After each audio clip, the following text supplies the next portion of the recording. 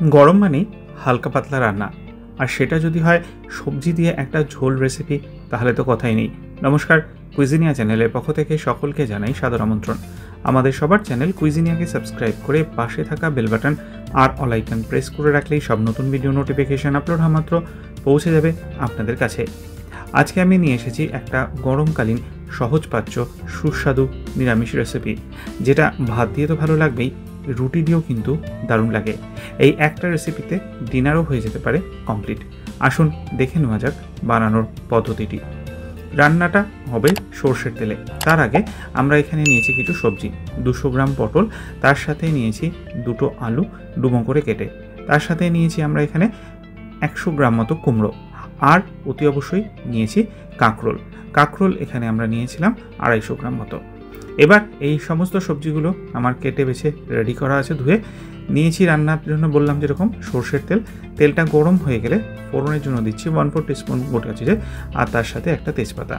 ফোড়ন থেকে গন্ধ বেরোতে শুরু করলে 40-45 সেকেন্ড অপেক্ষা করে প্রথমেই আমি এখানে দিয়ে দেবো কেটে রাখা পটলগুলোকে দিয়ে ভালো করে ভেজে নেব।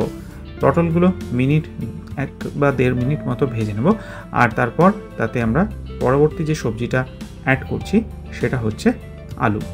পটলের পর আলু দিয়ে, এবং আলুটাকেও কিন্তু আমরা সেমভাবে পটলের সাথে মিশিয়ে আরও মিনিট খানেক থেকে মিনিট 1.5 সময় নিয়ে ভেজে নেব। এই সময় গ্যাসের ফ্লেমটা কিন্তু রয়েছে মিডিয়ামে। এরপর দিয়ে দিচ্ছি কুমড়োটাকে দিয়ে একইভাবে নাড়াচাড়া করে নেওয়া হলো।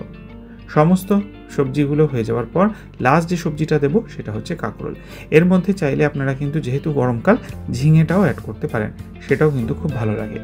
কাঁকরোলটা দিয়ে ভালো করে নেড়েচেড়ে মিশিয়ে মিনিট 2 সময় নিয়ে এটাকে আমরা ভেজে নিচ্ছি। যখন দেখবেন সবজিগুলো সুন্দর ভাজা হয়ে গেছে, কালারটা পরিবর্তন হওয়া শুরু করেছে, তখন এর মধ্যে দিয়ে দিন স্বাদ অনুযায়ী নুনটাকে দিয়ে আবারও একবার মিনিট খানেক থেকে মিনিট 1.5 সময় নিয়ে আমরা মিক্স করে নিচ্ছি।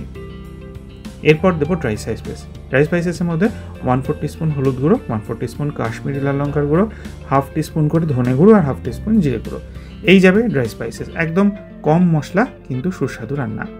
মশলাগুলোকে দিয়ে ভালো করে কষিয়ে নেব মিনিট খানেক থেকে মিনিট 2 সময় নিয়ে, যাতে কোনো রকম মশলার কাঁচা গন্ধ না থাকে।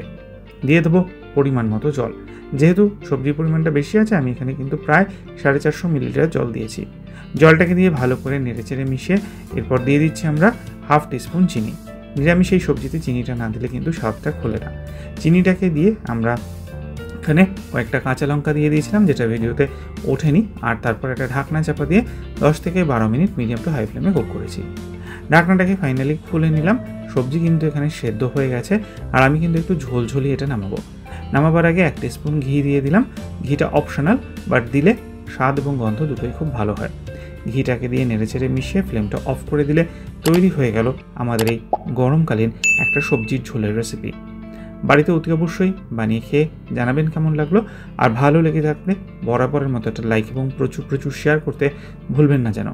যারা এখনও চ্যানেল কুইজিনিয়াকে সাবস্ক্রাইব করেননি, অনুরোধ করব চ্যানেলটাকে সাবস্ক্রাইব করে এই পরিবারের সদস্য হয়ে যাওয়ার জন্য।